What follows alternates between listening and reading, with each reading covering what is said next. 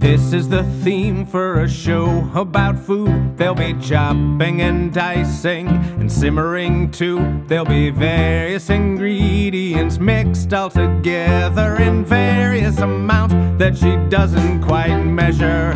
There's pots and there's pans and some knives and a sink, and once in a while an alcoholic drink. So watch when you can and you'll learn something new about spices and rices and some kind of stew. And this is the part where we tell you the name of the show. Hi guys, welcome to Fatkid. Today is a very special day because I am going to take your inner fat kid on a trip to Italy, or at least what it looks like in my head.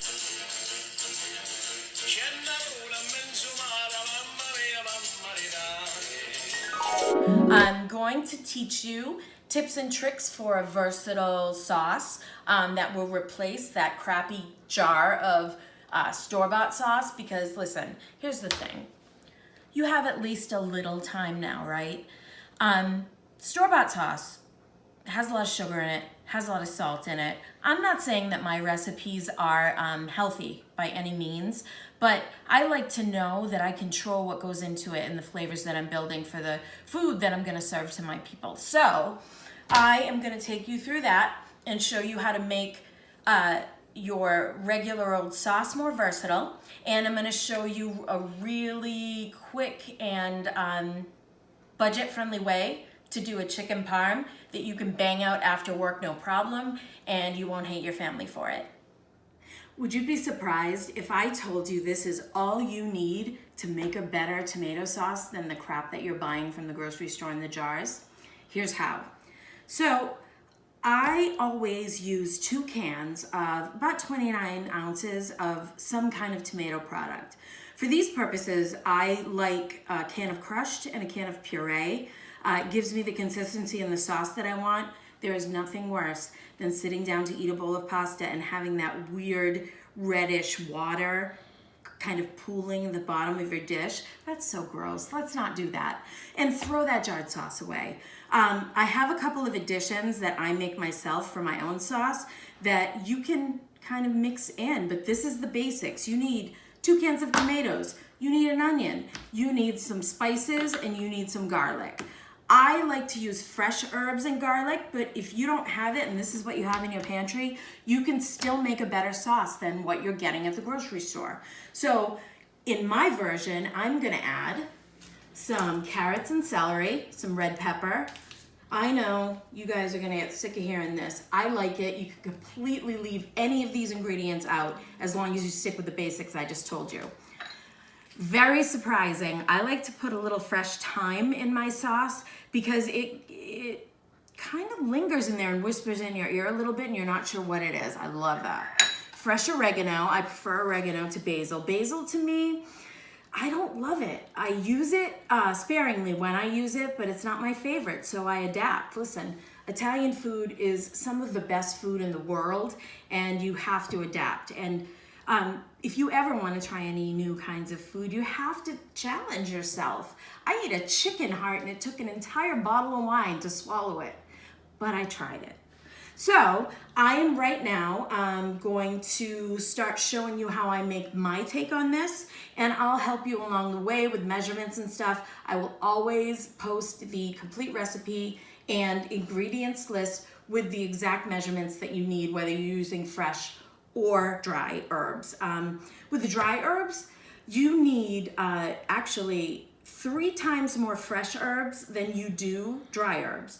So if you have your dry herbs in your cabinet, you need a tablespoon for dry Italian seasoning. You need 3 tablespoons for whatever seasonings you're gonna put in there. I always put garlic in. It's great for you and it tastes fantastic. I smell like soup when I take a shower, but it's still fantastic. I like to put white wine in my sauce. Most people use red. I like white. I think red dominates the sauce too much, and it makes it a little assertive in a way that isn't pleasing to your mouth. I'm also going to use a little beef stock. This is a fantastic tip if you want your sauce to taste like you cooked it all day. I have beef stock here. You can use chicken, you can use vegetable, you can use seafood, whatever you like. It depends on what else you're doing with the recipe. I'm using tomato paste. You don't need it. But if you do add tomato paste, there are some rules of thumb that I like to follow, which I'll show you. When you add tomato paste, you need to add some liquid so that it will distribute the paste throughout your sauce. If you're not using wine or stock, then you're using water, and you can, that's fine, but you're not adding any flavor that way. I'm gonna show you what I do with my fresh herbs and vegetables, if that's what you're using. You can really use any of these things interchangeably with their dry counterparts. So you're gonna love this. I don't peel my carrots when I make this recipe usually, because I put everything in a food processor and really grind it down. If you don't have a food processor, if that's not how you work, I'll show you how to do that also. But right now for the food processor, I always start with the carrots, and I don't peel them. I just cut them in rough chunks because they are they're firmer and they take longer to cook, so we really have to give them a longer time with the other vegetables to kind of break down. So I'm gonna start those first, just for a second, to get it going. That's it. I mean, you can see there are still big chunks in there and stuff, but we still have other vegetables to put in.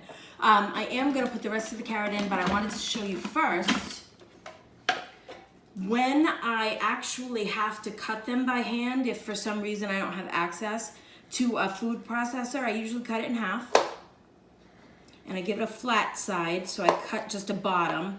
And with that flat side, I just cut it into very, very thin strips. And then I just mince it. You don't have to go through all this. You can use larger pieces. You just have to account for the time that it takes to cook the vegetables through. If you want a nice smooth sauce, you can either leave the vegetables out, you can cut them smaller, or you can take the whole sauce when it's all cooled and put it in a food processor, blender, whatever. If you have an immersion blender, you can use that as well and just smooth it out. So the great thing about this is there are just so many options, which is fantastic. So I'm gonna just put this into the food processor. I'm gonna rough cut these carrots, throw them in. That is the hardest vegetable to break down. The next hardest is our onions, so I'm gonna do that for you now. Cut the top off, cut the bottom off, throw away the skin, or at least get it out of your way. Cut your onion in half. Remove the skin, just like that. Okay, get all this out of the way. Okay, so the one that's going into the food processor, just crazy off-cut chunks, no big shake, it's all fine. No one can see you. Thank God, for some of us, right? So I'm gonna start the onions now too, with the carrots. Another 10 seconds, done. This is also a great way to infuse more vegetables into your family's diet. I actually created this recipe when my son was very young and refused to eat anything but French fries and toast. So I decided to sneak vegetables into the pasta sauce because who doesn't love a nice plate of pasta? So I'm gonna use some red pepper. The carrot, the onion, and the pepper give it a natural sweetness, which I like because then if you prefer a sweet sauce, you don't have to put as much sugar. So you're using more nutritious alternatives than what you get from the grocery store. So again, top of your pepper off, bottom off, and then find a nice clean spot on the inside. And you just take your knife and roll the pepper very carefully, and you have this beautiful fillet that is so easy to cut into, and it's not hard at all. So I'm sure you guys can do it at home. So I showed you the size of the carrots and the onions. I'm just gonna rough chop this pepper, get it into our food processor, get everything blended down. I'm also using celery. It's exactly the same routine for the celery. I don't want to bore you with vegetables. When we come back, I'm going to show you what I do with the herbs and the garlic and what I do with this great paste of vegetables that I made in my food processor. So once your vegetable mixture looks like this, you're good to go. So I'm adding our processed vegetables. I did the red pepper and the celery as well. So this is carrot, onion, celery, and red pepper that we blended down to almost a paste, not quite. It's kind of a mush. Can we call it a mush? Mush, that's what I'm calling it. Don't worry about getting this too clean because we're gonna get this going and spread it around a little bit.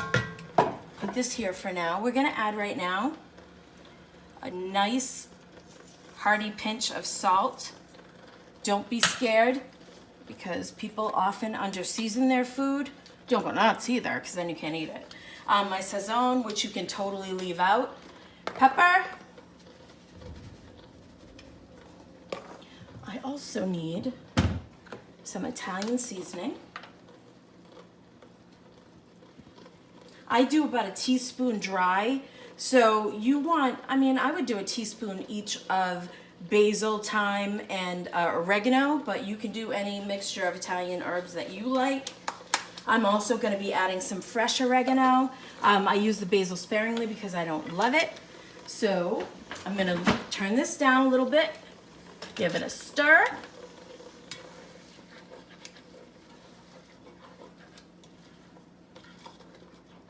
Make sure it's still kind of grooving. You want it kind of like talking to you when you walk away from it. You want these little bubbles because ultimately you want all of that water that you see pooling to evaporate. That's what you're looking for before you start building the rest of your sauce. Now I'm going to show you what I do with our fresh herbs and garlic. Again, you can use dry herbs and that's completely fine. I have fresh, so that's what I'm using. If you're going to use thyme, I use about a tablespoon, and you just hold it from the top and it's very gently just pull down to get the leaf off of the stem, and then you just pull the top off. And you do that for all your thyme. I'm not going to show you all of that. I will show you, this is fresh oregano, same thing. And it's going into the food processor, so if it doesn't have a hard stem, you're probably going to be okay anyway if it's a stem that is edible. So I'm going to break down the rest of my herbs and throw my fresh garlic in. We're going to spin that up and add it to our other vegetable paste, and then I'm going to show you how to proceed. Okay, so our vegetable paste is looking good. If you can do this and it doesn't fill in with liquid, you're good to go. So I'm going to add our garlic and our herbs. Just scrape that off the sides of this food processor here. Add that in on top, if you can, of your veg so it doesn't immediately hit the heat, because it needs a second, but you don't want to show it too much heat too quickly. All right, so at this point, my family appreciates a little bit of spice. You can totally leave this out. I didn't put it in the recipe, but if you like spice, I'm going to take about a teaspoon of crushed dry red pepper flakes, and I'm just going to add that in, just like that. Then I'm going to stir this all around. And it takes about 30 seconds, and then you'll see like you'll start to smell the garlic and the herbs, and it's starting to become really fragrant. So that's a good point where you want to add your tomato paste. I'm going to add 2 tablespoons of, doesn't matter, any generic tomato paste will do, just like that. And I want to add this in and incorporate it in with our vegetables. Turn my heat up just a tiny bit more toward medium. Mix this all up together, and I'm going to do what I heard from some celebrity chef is rusting your tomato paste. So it's going to get to like a really dark red and caramelize with all these veg, so you have a really flavorful base for your sauce. And that's a lot of veg in there, people. It's been about 15 minutes since we started cooking our veg, and we put our tomato paste in there, and it's all nice and rusty, and it's kind of all this delicious color, and it smells sweet. So right now is when, if you use tomato paste, you're going to want to add your liquids. I'm going to use for this a cup of good dry white wine and a cup of beef stock or broth. Again, you can use chicken or vegetable or seafood, whatever it is that matches the dish that you're trying to make with it. So look at this beautiful base now. This already looks delicious. I want to toast up some bread and just smear it on top and have a ball. But it's gonna end up being the base for so many other dishes, and that's where the budget point comes in. I love that, and this is a beautiful, semi-healthy, tasty dish that you can make for your family and you can feel good about it. Now, because I have the tomato paste in here, I wanna make sure I have enough liquid. I have reserved some of the beef stock that I was using because when I add tomatoes, which I'm gonna do right now,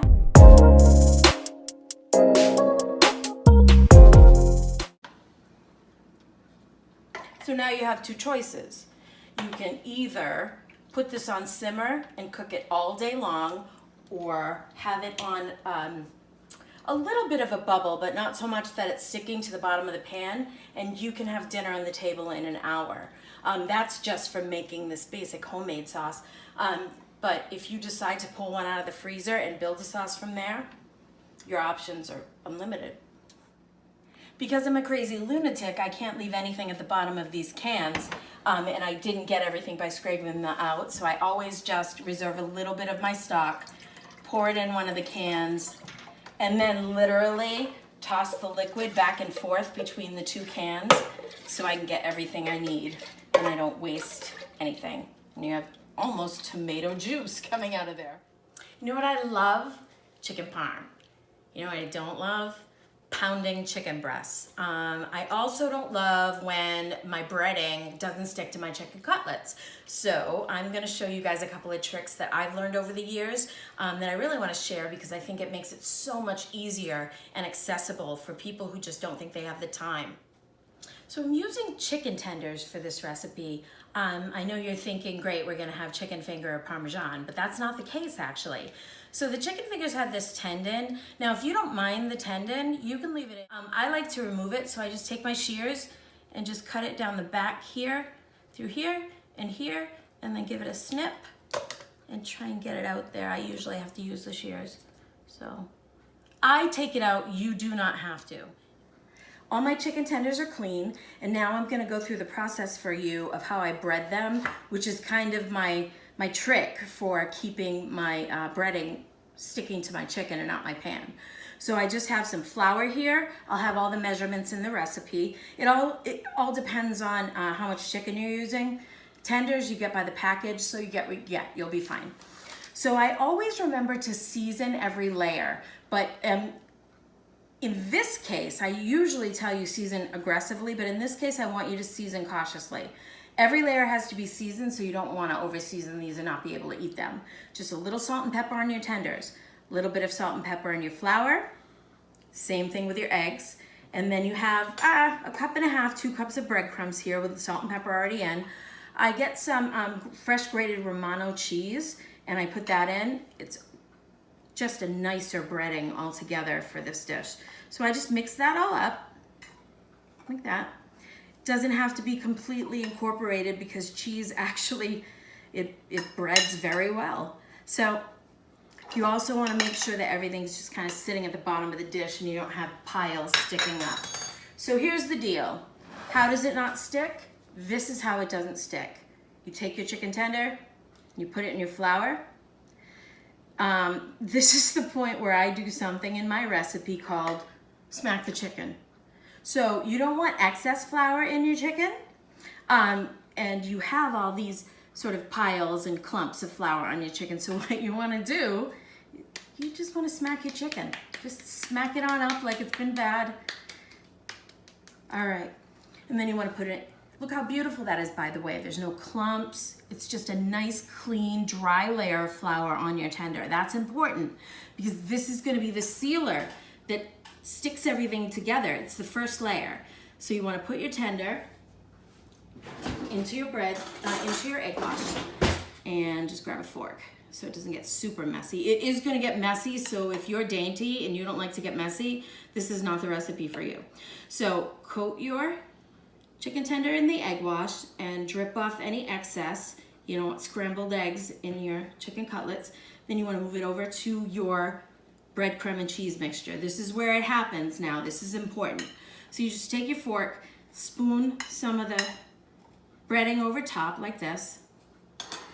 You give yourself some room, and you take your hand and flatten it out at first lightly.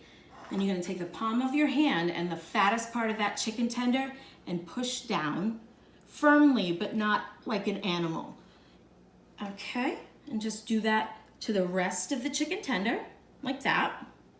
You're also gonna flip it, make sure your breading is flat, and you're gonna just do the same thing again on this side, just to make sure you don't have any naked spots, because that's also a place where the oil and the butter can come in. Okay, so look at this. So I have taken now, very carefully, a chicken tender and turned it into a small, manageable chicken cutlet. I'm also gonna take this and bread them all and lay them on this cookie sheet here, because as the breading sticks, it also kind of helps that bond. So I'm gonna finish breading all of my tenders, and then I'm gonna come back and show you how to cook them up.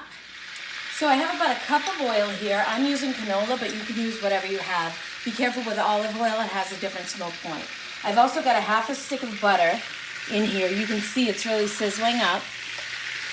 Normally, if you want to check and see if your oil is hot enough, you want to place just a cube of white bread in there and see if it starts to toast up.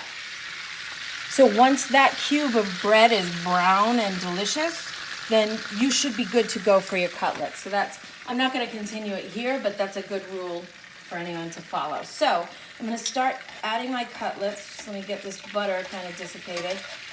I start adding my cutlets very gently, laying them down away from me. Please do not burn yourself. I did that with the caramel corn and I was not happy about it. So and you want to make sure you adjust your heat, because every time you put a cutlet in there, you're lowering the temperature of your oil. So don't overload your pan, first of all. It may take a little bit, but you want to be patient with this. And this is part of why your breading sticks to your pan, is because your oil temperature drops. So you want to just be patient, move them around. There are different hot spots on your burner. This is a large pan. I'm only going to do 2 at a time just to show you, and then we'll get moving on. I'll just do this all and come back to you. But let's just keep an eye on this. See how I can keep raising my temperature. I don't want to go above medium, I don't think, because that was really bubbling up, something fierce. So we're just going to give these a minute, and when I flip them, I'll show you what they're supposed to look like. Our cutlets are just about ready to flip.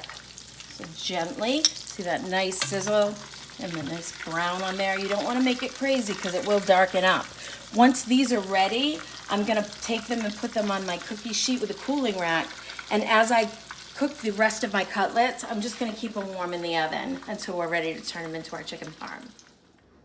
Our chicken looks beautiful. I wanted to show you, can I just say, like, you're worried about your breading coming off? This is really foolproof if you do this way.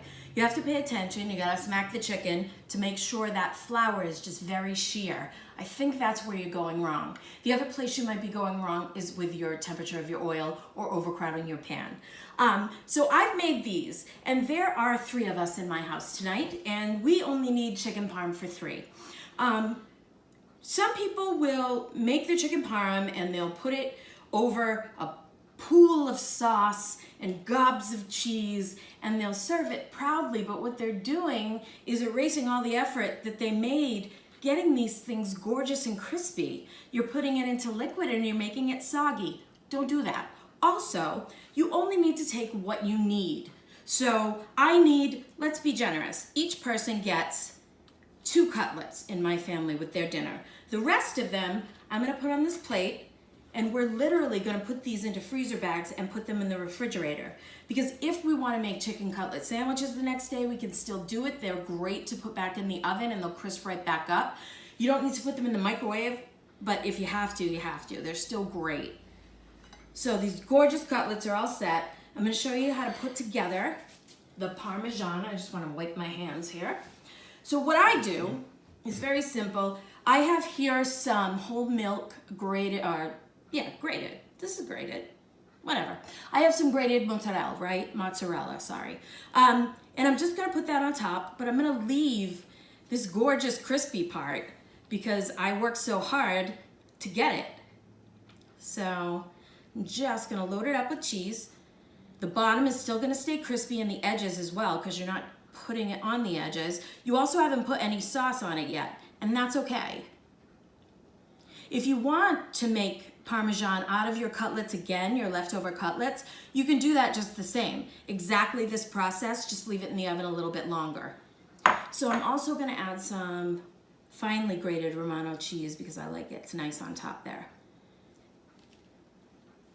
Okay, so this is what we need for tonight. I'm gonna get this into the oven and then I'm gonna show you how to break down and stretch that sauce that you made. So I'm going to take aside what I need for tonight's dinner, but first, I wanted to show you, this is how I store sauce. I get the gallon-sized zipper top freezer bag and I put it into a 4-cup measuring cup. Ideally, you wanna wait until your sauce is completely cooled, but I really wanted to show you this because it's a great tip. So we have all this giant vat of sauce. I don't know how many people you're feeding. I'm feeding, I don't know, 3 to 8 at any given time when I'm making a big meal, right? So basically, I take my sauce or my leftover sauce after I've done what I need to do with it, and I put it into this freezer bag, and I do it with all of the leftover sauce. And clean it up after, but basically you get about 24 to 32 ounces of homemade, beautiful sauce that is a base for anything else that you want to make now.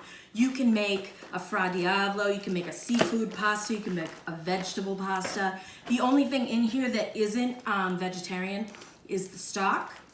There's no cheese in this sauce yet. There will be.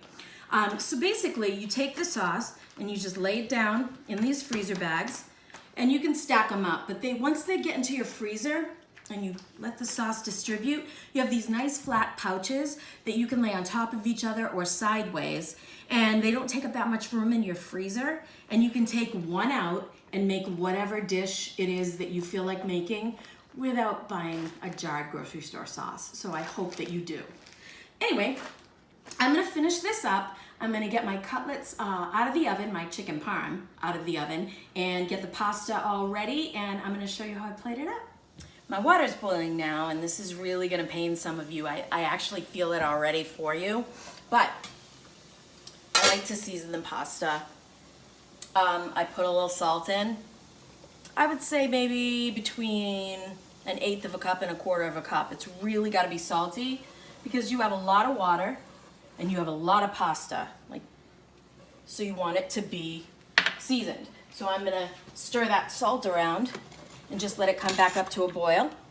Then I'm gonna put my pasta in and take my chicken parm out of the oven and plate it up. So our chicken parm is out of the oven and sitting resting, but the one thing that drives me more crazy than anything in the world is naked frickin' pasta. People, coat your pasta in the sauce that you have over top of it. What's wrong with you? All right, so what I'm gonna do is I'm gonna put a couple pats of butter in my pan. If you want pasta that tastes like it came out of a restaurant, it doesn't happen magically, guys. You have to do a little something to it. So I've reserved about 1/2 cup of the cooking liquid from the pasta. I'm also gonna put a little bit of our sauce in here. We pulled our pasta just short of al dente. Couple of spoonfuls in there. Pulled it just short of al dente so that we can finish cooking it in the sauce. And I always put a little butter in there to gloss the sauce over. So I'm just gonna toss this in that. Hold on, let me get that out of there. You wanna take it off the heat at this point and just toss it in your sauce. If you need a little bit more, grab a little bit more. I wouldn't go super crazy on the butter, but you can do you. I'm certainly not gonna give anybody dietary advice. So here we are, this gorgeous pasta with this homemade sauce that you didn't get out of a jar with some idiot's face on the front, please. All right, so here's your pasta. It's nice and coated in the sauce. Now we're gonna plate up. I'm gonna add some cheese. This is that nice fresh grated Romano cheese. Just a couple handfuls. If you love cheese, you can have more than that. It's fine. I always put some over top as well, but I just want to cook it all in there. Okay, now you're gonna take your pasta. It's driving me crazy. Okay, take your bowl and grab a big, nice portion of pasta. This is probably more than any human ever needs in a sitting.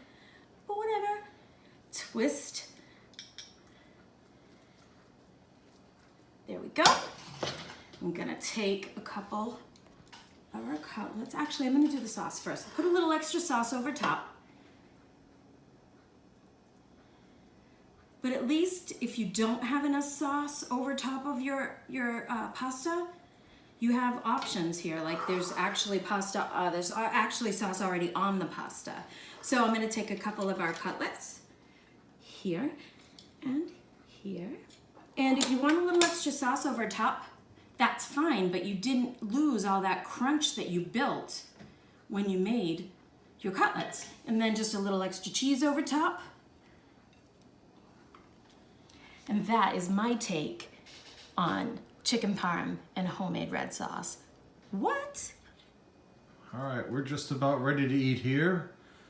Please, if you like these videos, watch them, like them, share them with your friends, subscribe to the YouTube channel so you can get any upcoming videos, and we'll see you next time. Bye.